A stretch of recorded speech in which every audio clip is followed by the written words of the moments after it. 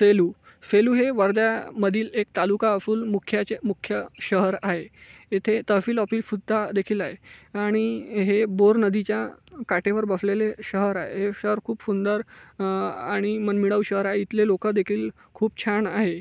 त्यामुळे मित्रांनो, तुम्ही बोरचे असाल तर चॅनलला सबस्क्राईब करायला विसरू नका.